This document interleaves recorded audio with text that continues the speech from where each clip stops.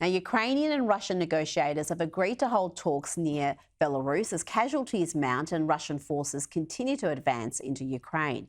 It comes after President Putin put Russia's nuclear forces on high alert overnight, a move widely condemned by Western allies, including Australia.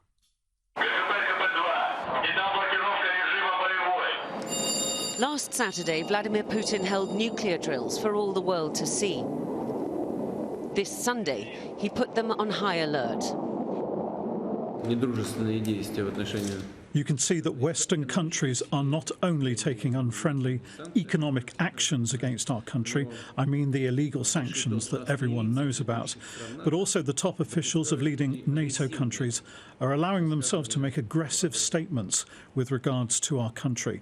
That's why I'm ordering the Defence Minister and the Chief of General Staff to put deterrence forces on high combat alert. A satellite imagery showed a large column of Russian ground forces advancing towards Kiev. Ukraine agreed to send a delegation for talks with the Russians at a site near Chernobyl on the border between Ukraine and Belarus. But the country's foreign minister remained defiant. I have a very simple message. It will be a catastrophe for the world. The US ambassador to the UN has called on Russia to scale back its rhetoric. This is another escalatory and unnecessary step that threatens us all. We urge Russia to tone down its dangerous rhetoric regarding nuclear weapons. Many Russians don't know why their president is doing this to Ukraine, and the West doesn't either, which makes planning a response to what is now a nuclear threat that much harder. As we enter the fifth day of the Ukraine invasion, Russia has continued bombarding major cities with tens of thousands fleeing towards Poland, Hungary and Moldova on Ukraine's western border.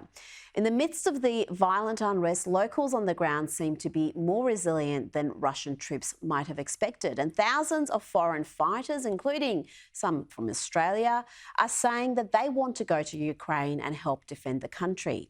Joining me now to discuss this and more is Melbourne-based co-chair of the Australian Federation of Ukrainian Organisations, Stefan Romaniw. Stefan, thank you for your time. Is it true there are Australians putting their hands up to go over to Ukraine to fight?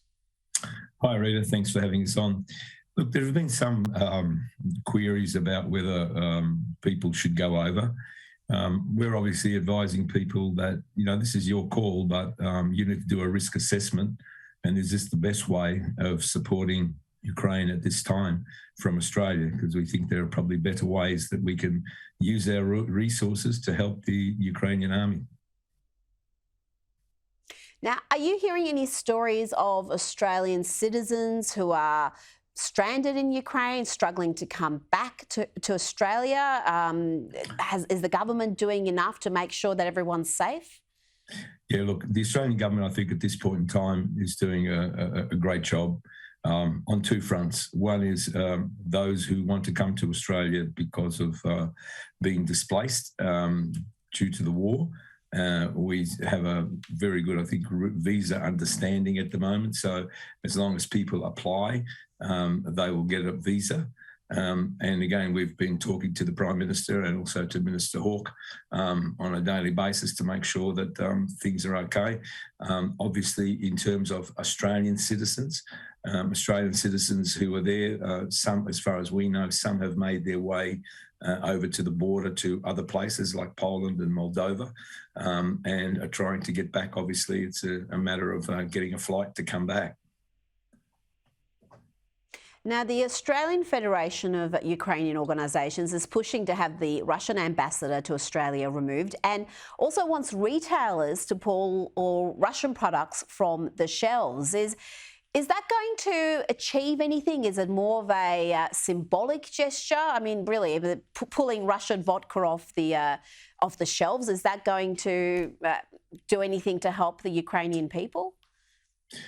Rita, we're dealing with a tyrant that understands nothing more than having an economic hit. They're oligarchs. They're people who made their money, continue to make their money in a dishonest way. And today, what we can do is show that there is support from Australia. And whilst these things might seem small, the message it sends those people in Ukraine is a huge message. We have to look at this, and this was the conversation I had with the Prime Minister about doing things strategically. The Australian government is obviously, with the support of the opposition, we have a bipartisan approach. The way this is being done strategically. So, you know, as things grow in Ukraine, obviously the sanctions grow as well. So small things like, which they are small, that might be, but the fact is it sends a very strong message. As to the ambassador, well, you know, he represents the tyranny. He represents the government that has broken all conventions. He represents the government and Putin and his cronies that should be put up in an international court for war crimes. So these things, we've got to look at these things, you know, a lot of things happening simultaneously. Humanitarian issue, which we'll come to, the issue of making sure that people get over the border, to make sure that people have humanitarian aid. And there's another thing that we'll be starting tomorrow. Having seen a lot of the visuals and having spoken to people in Ukraine on a regular basis, children are dying, children are being maimed. At the same time, the children of the oligarchs are sitting in universities, I think possibly in Australia, but more so in Europe, enjoying the comforts of home. We're also now starting through the Ukrainian World Congress a campaign that basically says, you know what, go home, go to mummy and daddy, wait until the war's over, wait until the boots are out of Ukraine, then come back. You can't have them killing children and other children having this luxury.